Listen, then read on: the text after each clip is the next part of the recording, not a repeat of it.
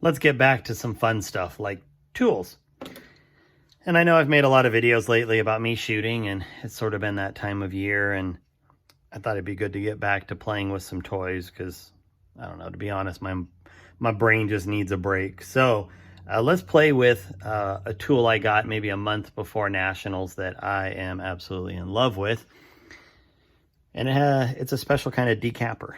So you've got brass, you want to decap it. Now, in my particular case, 99% of my decapping is done on my Dillon during my auto drive process. However, there are still a number of times when I've had to decap something.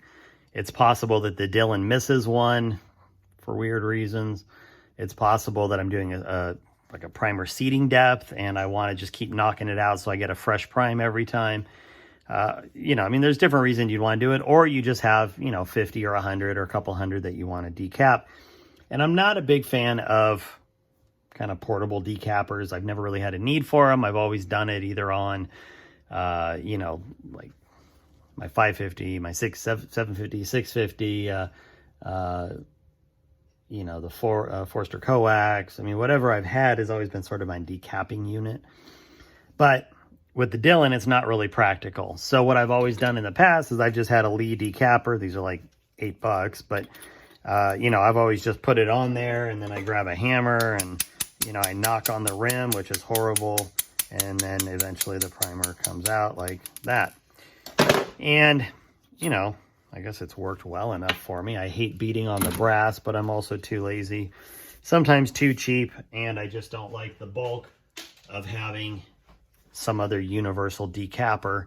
I've seen some like the Frankfurt Arsenal and some of the other ones, and they're kind of big and bulky, and it's just more than I need for my purposes. So after one of the videos I made maybe 3-4 months ago, somebody I know up in Washington sent me a message through the video and said, "Oh my God, I can't believe you're banging away on your brass and using a decapper, decapping die. Just for the love of God, would you buy a Harvey Deprimer?" And I said, well, okay.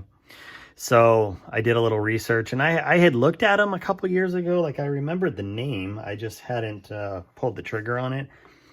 But I looked a little bit more and really couldn't find any great videos. There's a couple videos, but I don't know, for whatever reason, it just never really inspired me to buy one. And the website's not awesome. Anyway, so I looked and I was like, well, $50, what the hell? So I went and bought one, and this is what it looks like. And I will tell you that in person, this thing is a million times better than it's ever portrayed on YouTube or on his website. Incredibly well made, really nice machining, nice finish. I don't know, like in my head after seeing the pictures and the videos, I was just expecting some kind of weird pot metal amalgam that some dude was throwing together in his garage. This is a really nicely made little unit here, and I wish I had bought one sooner, to be honest. So let's talk about what it does. It is a universal decapper.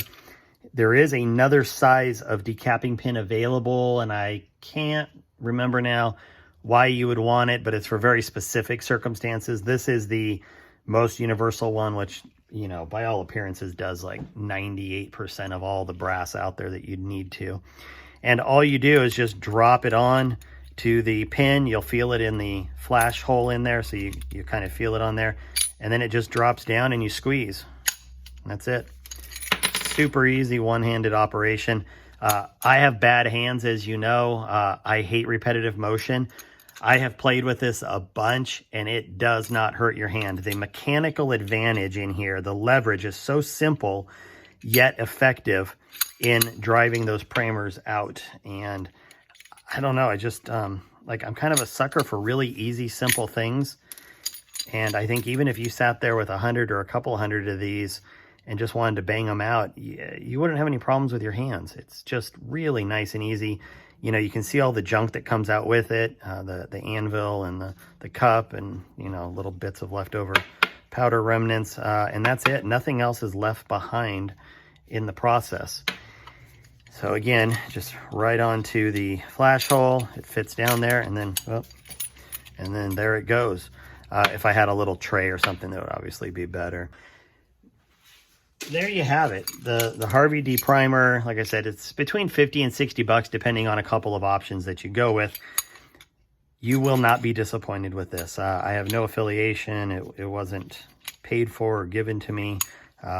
It's, you know, just one of those products that I kind of bought on recommendation, and absolutely zero regrets about it. So there you go. Enjoy.